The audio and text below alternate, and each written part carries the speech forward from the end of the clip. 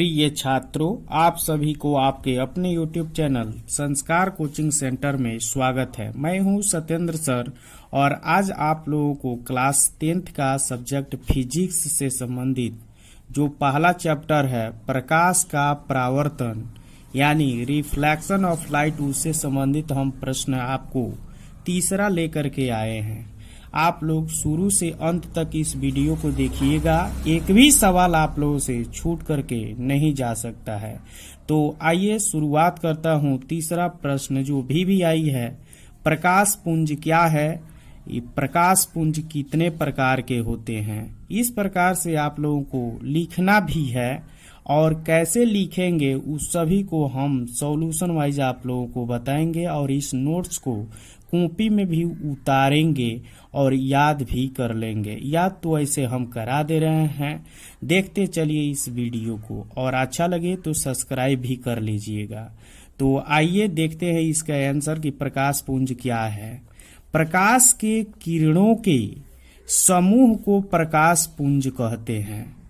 जैसा कि हम एक उदाहरण के स्वरूप आप लोगों को समझाना चाहेंगे कि ये आप लोग देख रहे हैं टर्च है और इस टर्च को जैसे ही हम बटन को ऑन करते हैं तो प्रकाश देने लगता है और इसके अंतर्गत ये जितने भी किरणों के समूह है इसी को हम प्रकाश पुंज कहा जाता है।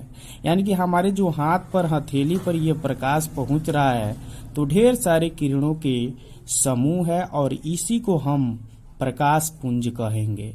आइए हम इसके प्रकारों के बारे में हम देखते हैं। यानी कि प्रकाश पुंज मुख्यतः 3 प्रकार के होते हैं। आपसे अगर सवाल पूछता है एक नंबरिया में कि प्रकाश पुंज कितने प्रकार के हैं तो आप कहिएगा 3 प्रकार के हैं। आइए इन प्रकारों को हम लोग बारी बारी से हम लोग देखते हैं और उदाहरण के स्वरूप हम लोग देखेंगे।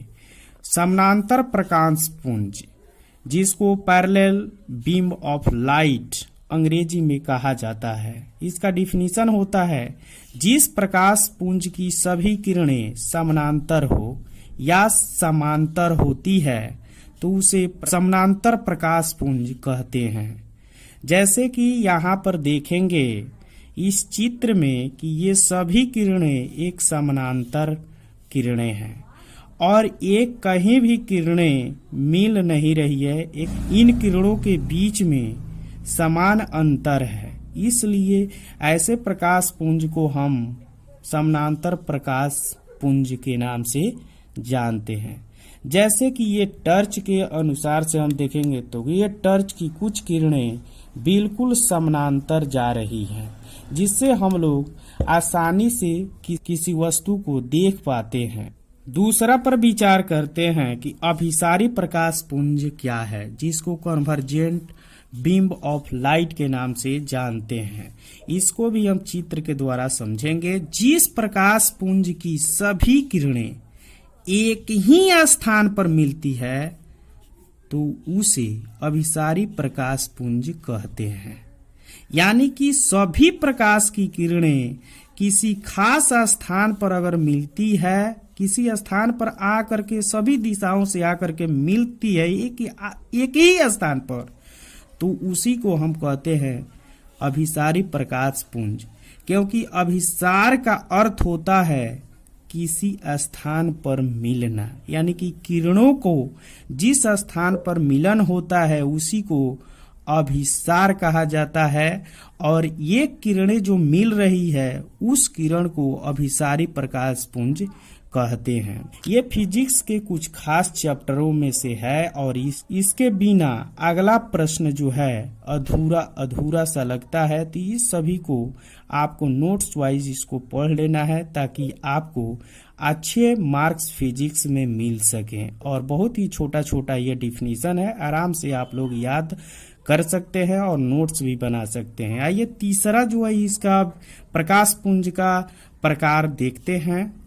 जिस प्रकाश पुंज की सभी किरणें एक ही स्थान से निकलकर सभी दिशाओं में फैल जाते हैं उसे अपसारी प्रकाश पुंज कहते हैं। प्रकाश देते हैं तो वो चारों दिशाओं में फैलता है तो उसको हम अपसारी प्रकाश पुंज कहते हैं, क्योंकि अपसार का अर्थ होता है चारों दिशाओं में फैल जाना या विभिन्न दिशाओं में फैल जाना। ये सभी किरणें एक ही स्थान से जो है सभी प्रकाशित हो रहे हैं, सभी दिशाओं में ये फैल रहे हैं। क्योंकि इसी फैलाव के कारण हम इसको अपसारी प्रकाश पुंज के नाम से जानते हैं। जैसे कि हम लोग बल्ब भी जलाते हैं, जैसे सूर्य की रोशनी होती है तो वह एक ही स्थान से सभी दिशाओं को प्रकाशित करता है, इसलिए हम कह सकते हैं कि वह अपसारी प्रकाश पुंज है।